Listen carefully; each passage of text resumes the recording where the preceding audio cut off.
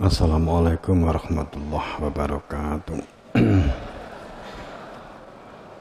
Bismillahirrahmanirrahim. Alhamdulillah la haula wala quwata illa billah. Asyhadu la ilaha illallah wa asyhadu anna Muhammadar Rasulullah. Qala Allah Ta'ala fi kitabil karim a'udzu billahi minasyaitonir rajim. Bismillahirrahmanirrahim.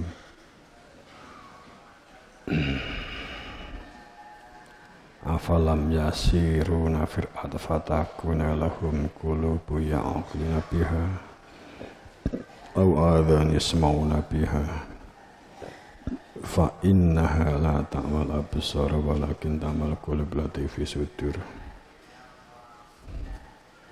Qala ta'ala aidan wa man kana fi hadhihi a'ma fa wa fil akhirati a'ma wa adall sabila.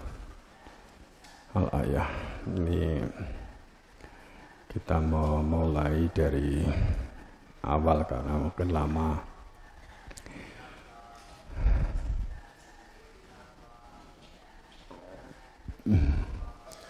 Kita ambil sebenarnya al-awaluddin ma'rifah atau pelajaran agama itu awalnya selalu berbicara tentang syahadah sebagai 5 pilar, 5 fondamen. Islam dibangun di atas 5 perkara. Islam seperti apa? Apakah Islam retorika atau Islam simbolik? Kita ambil bahwa tatanan hidup yang adil, makmur itu adalah ma'rifat. Enggak mungkin kalau enggak ma'rifat. Makanya sekaligus dalam sebuah permohonan ya. A'udzubillahi minasyaitonir rajim. Bismillahirrahmanirrahim. Allahumma ya muqallibal qulubi tsabbit qulubana 'ala dinik. Allahumma aftah lana kafadhakri wa nawwir qulubana bi hidayatil yakin. Tampakkan al-haq sebagai hak Engkau dan tenggelamkan segala kelaliman, kebatilan, kejahilian dan kekafiran dari dalam diri kami dan dari permukaan bumi Engkau, sehingga wujud kebenaran tatanan Engkau wujud di permukaan bumi Engkau. Wujudnya tatanan baldatun thayyibatun wa rabbun ghafur. Wujudnya tatanan yang tata titi tentrem tata karta raharjo, yang mimpin dan yang dipimpin pandai mengadili dirinya sendiri. Semuanya dalam ampunan Allah.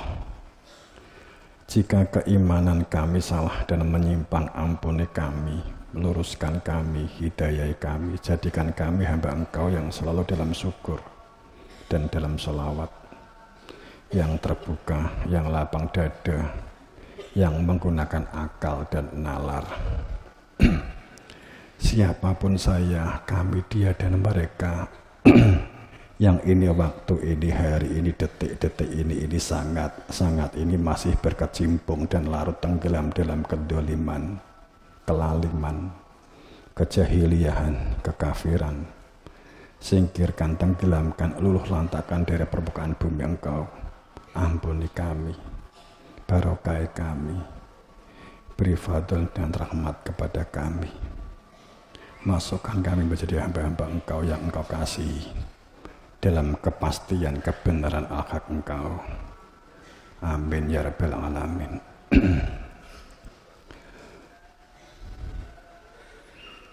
Saat kita berbicara tentang sebuah kemakrifatan,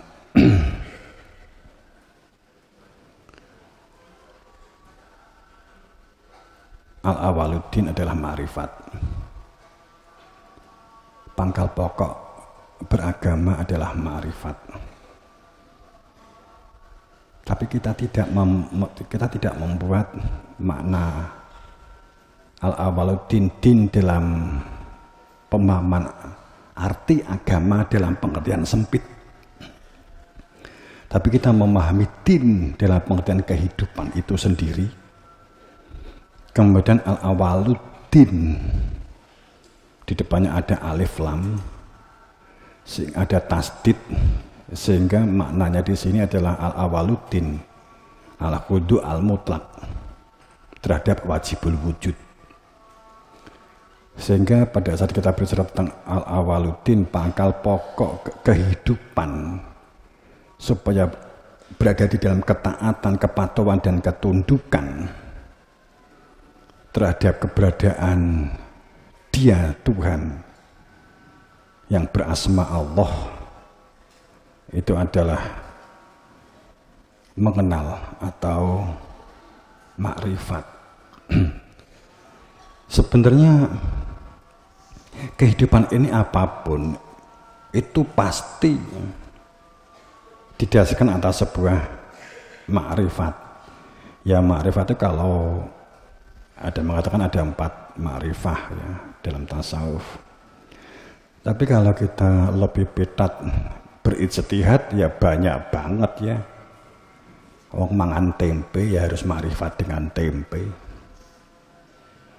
Kowe ora kenal karo tempe ya gak akan makrifat. Gak akan bisa makan. Dasar pijakan dari segala perbuatan, segala aktivitas adalah makrifat.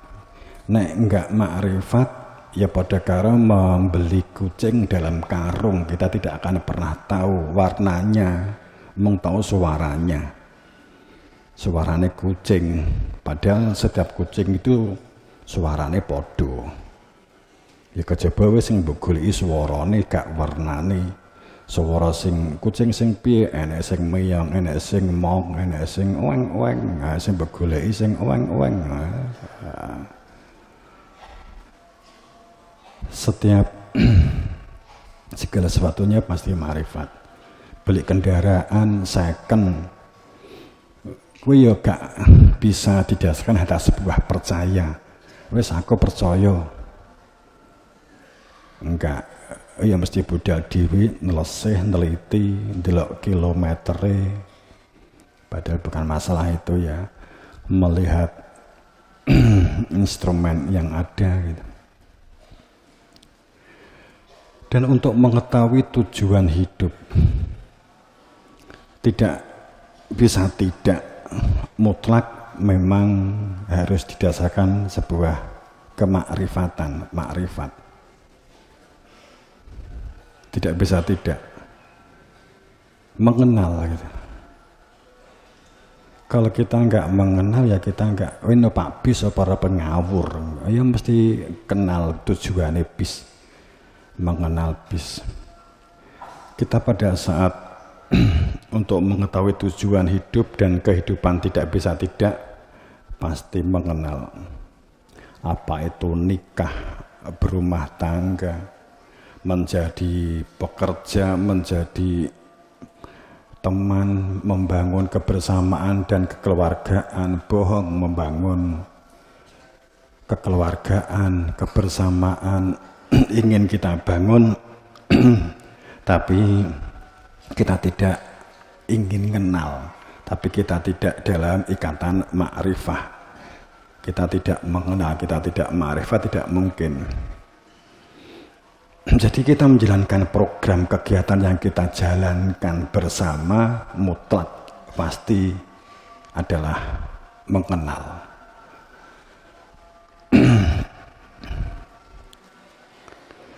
Rumah tangga yang harmonis tidak bisa tidak juga harus mengenal. Bisa masak yang enak tidak bisa tidak harus mengenal. Mengenal instrumen, mengenal kompore, mengenal bahannya. Sing diarani kunir endi, sing diarani tahu ngendi, sing diarani santen ki ngendi. Nek raruh padha-padha mblenyeki lencung.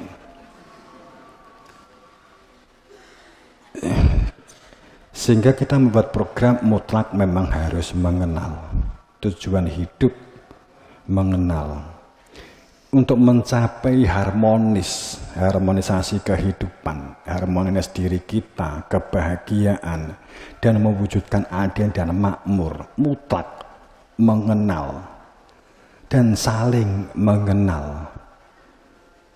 kemustahilan saat diantara kita saling cekcok, saling kritik, saling olok, saling tidak percaya.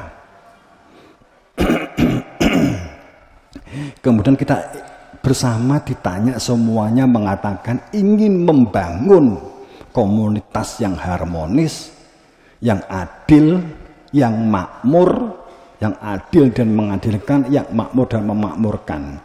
Mustahil enggak? Seandainya kita membuat komunitas, kemudian di antara kita cekcok, olo-oloan, saling kritik, saling ngerasani, saling membuli, saling membuka blak-blakan, jeleknya teman, jeleknya satu komunitas di antara kita buka. Jadi adem enggak? Enggak mungkin, apalagi yang ololoan di antara komunitas kita di Jatayu, di Pomosda, itu adalah unsur pimpinannya. Itu sesuatu yang mustahil, binti tidak mungkin, bin mustahil.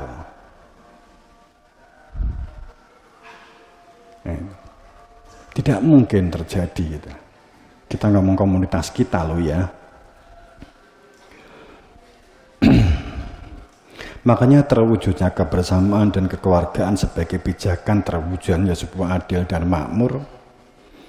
Maka kita tidak bisa tidak bangunan ikatan ma'rifat itu menjadi pijakan dalam sebuah ideologi kehidupan beragama. Jadi din, sekali lagi, itu bukan makna sempit, dimaknai kopiah sarung sorban. Agama hanya dimaknai sepihak, bukan. Tidak hanya dimaknai retorika, tidak hanya dimaknai retoris begitu, tapi kita maknai secara utuh bentuk ketaatan, ma'rifat. Karena ma'rifat itu memang ada posisinya. Kalau kita ingin melihat motor yang bagus, warna itu mata. Tapi untuk mengetahui komponen apakah masih fungsi atau tidak, akalmu yang digunakan terkait dengan wawasan atau wacana mengenai komponen itu akal. Tapi untuk mengenal garam, gula itu rasa. Tidak bisa dengan mata.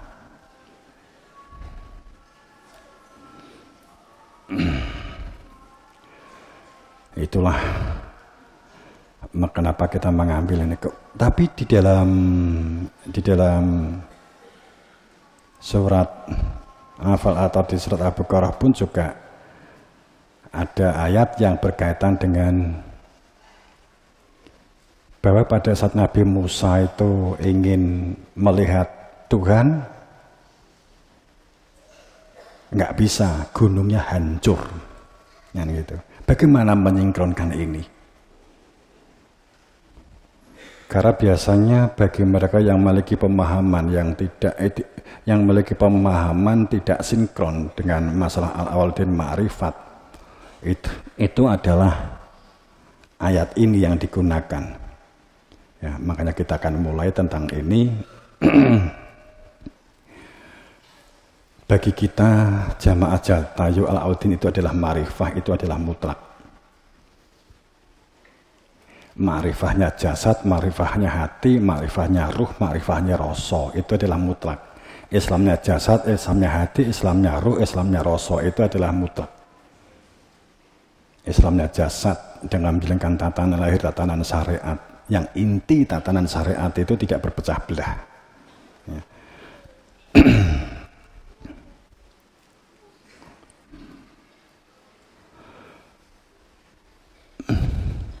Sehingga tatanan yang dibangun, yang kita jalankan, dikembangkan adalah realisasi dari sebuah makrifat. Walau nyatane nek nglakoni sak tingkat mampune dhewe-dhewe ya belajare saka syariat. Syariat ki intine wala tatafarraqu, tidak berpecah belah. Yang menjadi sebab pecah belah itu seneng rasani, seneng menilai, seneng mengoreksi. Kalau kita itu saling ngolok, membuli, iri, dengki, itu menunjukkan bahwa sesungguhnya kita berarti tidak ma'rifat.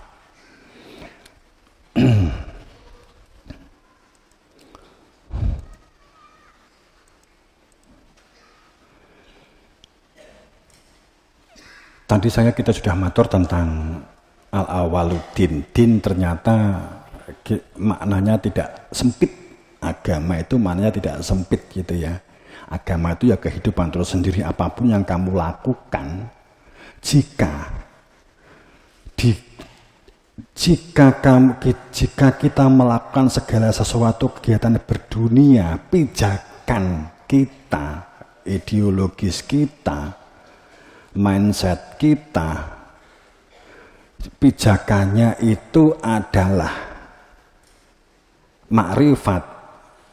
Tujuannya bukan mengenal, tujuannya kembali kepada Tuhan, Tuhan yang telah dikenali.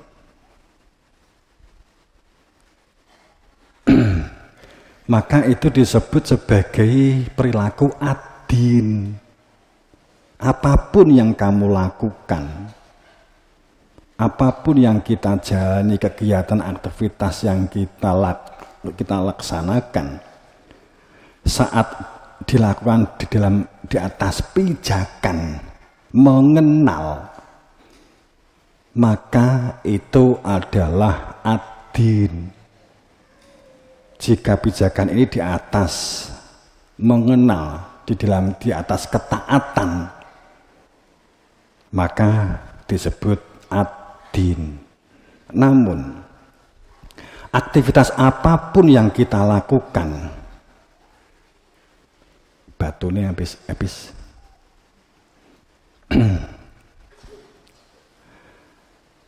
Walaupun tampak spiritual banget, sholat, poso, sholat duha, isuk sholat duha, duhur sholat duha, asar sholat duha, saking sregepe. Mergo wong sholat duha itu ganjarane dunya dibuka rezeki, gong duwe jodoh, cepet entuk jodoh. Sampai kowe isuk duha, jam 12 duha, duhur duha, asar duha, dan cepet utangi ke sahur.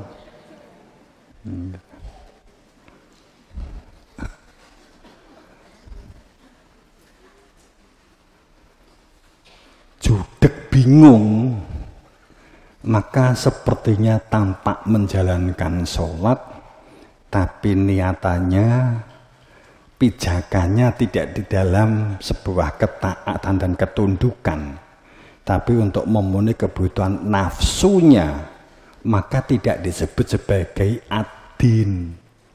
Din bisa jadi tapi bukan ad-din. Kita sregep sholat jamaah, boso sing diincer lamaran gak tahu jamaah. Ini ternyata kita menyangka, oh dia soleh, itu tiba-tiba mokeh. Nabi Musa itu bermunajat, ya Tuhanku, nampakkanlah diri Engkau kepadaku agar aku dapat melihat kepada Engkau.